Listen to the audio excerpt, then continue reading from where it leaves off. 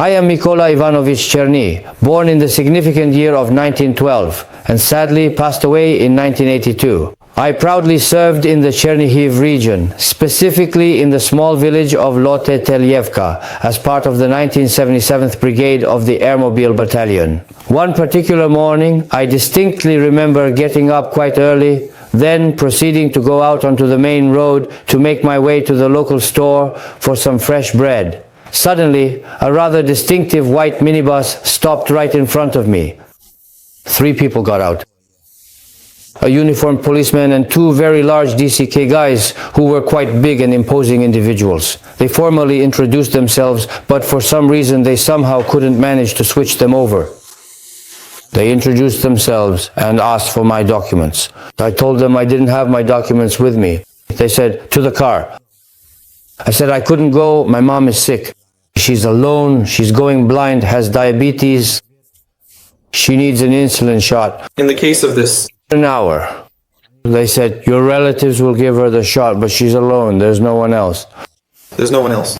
Well, my brother's around too. He wanted to help my brother, but he doesn't know how. All the household responsibilities were on my shoulders. They twisted my arms and shoved me into the car. Honestly, at that moment, I lost it again. So how did they knock you out? Well, with a good solid club. Did you resist? No, I didn't.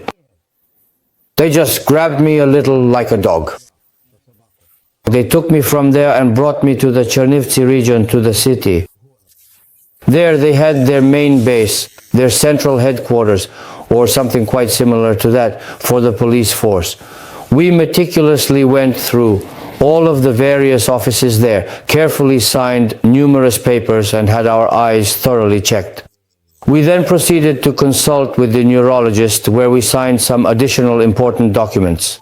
Throughout this entire process, they all consistently kept saying that my legs were hurting and that my back had a severely pinched nerve. I had a spinal fracture. It's okay, we'll fix everything. And they did fix me. They probably wanted to send me to the other side. Did you go through any training? There was training twice at the training ground. Then, due to my health, I ended up in the infirmary. What happened? My heart. They even discharged me from the First Army because of my heart. From your conscription service? Yes. After the training was completed, that was it. We were already waiting, as they had explicitly told us, just wait, you will definitely be sent out. So we waited. We went to the mess hall, where some individuals were on mess hall duty, diligently working, while others were on night duty, like conducting patrols.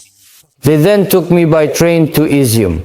From Izium, under the cover of night, we were loaded into a truck, and we eventually arrived at the designated drop-off point. We unloaded the SPG. And so the 3 of us went by Krapiva to the firing position. They told us we needed to dig there, to make a dugout.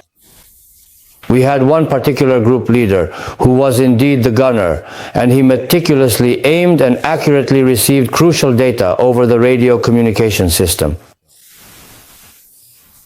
And that's how we fired at the target. So you You were the one firing the SPG? He fired, I loaded. He was the gunner on the ground on the phone.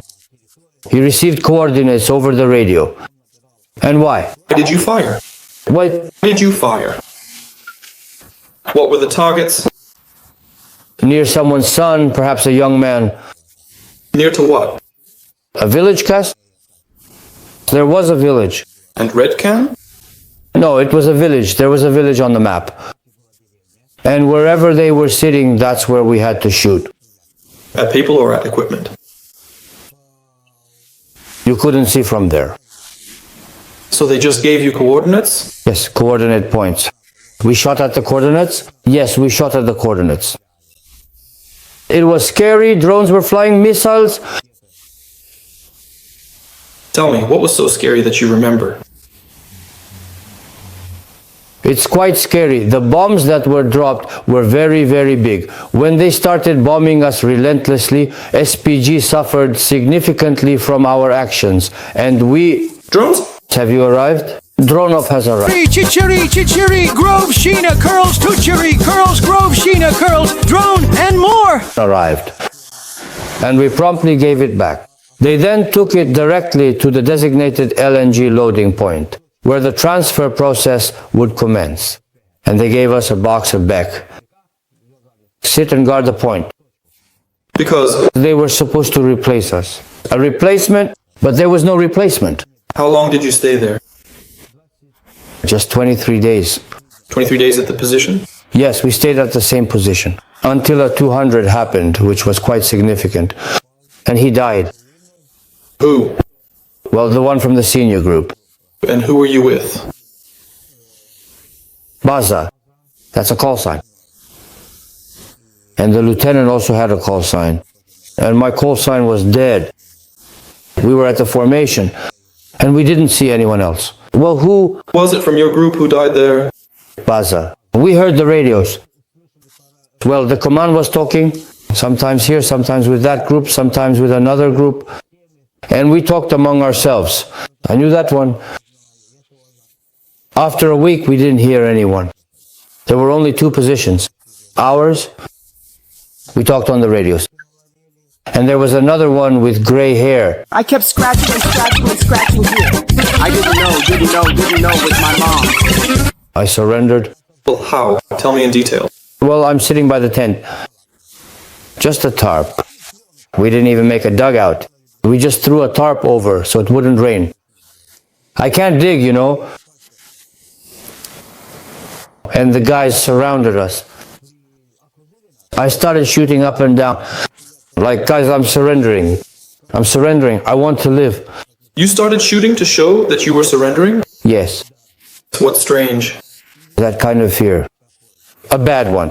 Fear. I thought the bastards would kill me. But the guys didn't kill me. The guys were good. So, what did you do next? I dropped my rifle. The guys came over. I handed everything over, honestly. The rifle... Did you drop it when you ran out of ammo? No, I still had ammo. And I had grenades too. I just left everything as it was. I dropped it. The guys took me. I surrendered. They fed me, gave me something to eat. They even offered me cigarettes. I even used your bandages. They did dressings. Guys, there was also a wounded man there who couldn't walk. Did they treat you well? Yes, they did. Thank God. And now I'm eating. A better home. They treated me well. Do you think you were lucky that it all ended this way for you? For my life, yes. That I stayed alive and healthy. Seriously, thank you. Who is waiting for you at home? At home.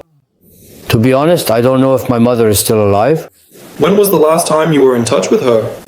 A month and a half ago. And you don't know what's happened to her? She told me, she said, I probably won't live to see it. She was feeling very, very bad in those last difficult days of her life. And since you were taken away, there's no one to help her? Yes. It's been half a year she's been alone. So what do you think? I don't know what to say. And I feel bad. Bad, very bad. How How do you feel about the actions of your current authorities, the Zelensky government? what they're doing is wrong. They're taking children away from their mothers. And here they lie like dogs. You shouldn't even treat dogs like this. They sit there in parliament in their fancy positions. I don't know what to say, but this is... Do you want it? If they allow it, I will definitely go, just to see my dear mom again and have some delicious cheese. And what if they send you to fight again? No, I don't want that. Well, they sent you the first time, didn't they? I don't want to anymore. There's nowhere to go. Well, you don't want to, but they do. They'll shoot, they'll kill us already. Already. That's it. I don't want to go anywhere to fight. This isn't a war. Then what is it? It's a meat grinder. Some guys are just lying there. It's brother killing brother. It's ugly everywhere. I'll definitely tell all of the guys not to end up here ever. What did your mom say when they took you? I didn't even get to say goodbye to my mom. You didn't even have time to say goodbye? They didn't even do it right away. I said, let's go home. They said, we're taking you for half a day. Well, half a day turned into half a year. And then, when was the next time Mom contacted? Well, it was through Cheese that I contacted my mother. He also belongs to the third group. He has a problem with the cheating. He understands on the phone. He goes to my grandmother's mother. Then we talked on the phone. How old are you? Son? 18. Why don't I take you to my mom's? He and the young boy didn't really push him around in his life. You have the 1824 program now, right?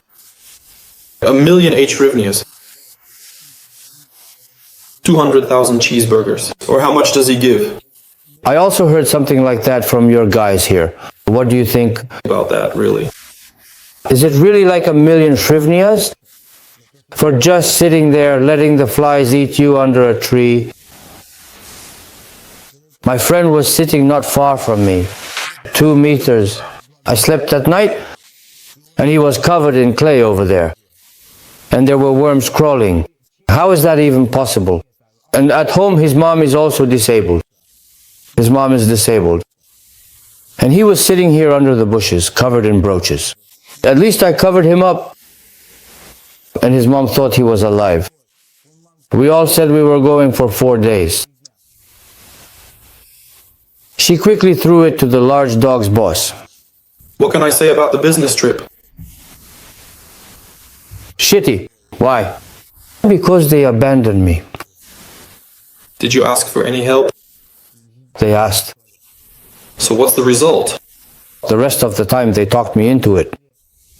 Wait. Simon won't tell me. Gave me the data to walk 900 meters. Auto writers. In an hour. Tell me negative. So that I would ride around and just sit in place. So here I am sitting in place. I am truly fortunate. I earnestly prayed to God that the guys would genuinely help me in a much better. The president, she already needs to be replaced. Someone needs to be replaced. I don't know. But what they're doing isn't right. They take people away like dogs. Like dogs. Like cattle. It's unbearable. It's a slaughter. Local and beloved. What is the general mood among the soldiers? Among yours and your comrades? The mood was bad. We all Communicated among ourselves like that. They said, guys, if we meet again, that's good. If not, then we just won't remember each other. That's how it is. So you already understood that nothing good would come of this? No, with each day it got worse. Then why didn't you surrender earlier? Why did you hold out until the very end? We weren't all together. We brought you to the position. We stood. Then went to our soldiers. The guide said, no one will touch you. The 77th, that's the airmobile, right? In essence, these are supposed to be some kind of elite troops. Yes, And in reality, what would you say they are? invalids. Trash. Just meat. My mother will keep watching. How I will continue to keep on disgracing myself. We Heard that this is another loss for them, the 77th. What do you mean? I don't get it. Well, they used to be a brigade too, the 77th, and that's it for them. Ah, so this is already the 3rd or 4th batch? Yes, it's all back to zero. Yeah. That's how it is. Among yours, there are probably almost 20 already in captivity. That's just those in captivity. Yeah, some guys surrendered. So now that you're here, where do you think they'll send you next? All right? Yeah, that's your call. All right then. All right. It is much better to be alive and okay. That's right. You did the right thing. You'll go back, maybe you'll see your home again, see your mom. So tell me, what did you do before this? I was a civilian. I took care of my mom. And what about work? Nowhere. So how did you get by? From... My mom's pension and my brother, that's how we lived. So you lived in a village, right? Yeah. In the countryside, So overall, how would you rate your standard of living? well, when Yanukovych was in power, things were okay. And now? Even bread, everything. There was always work available.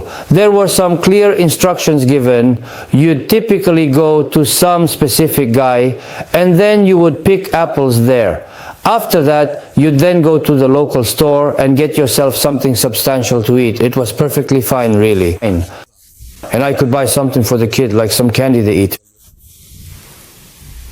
Then Maidan happened.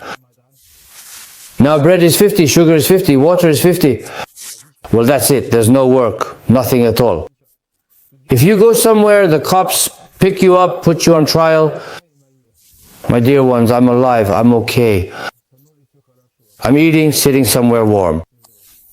If God wills, we'll see each other again. Don't worry.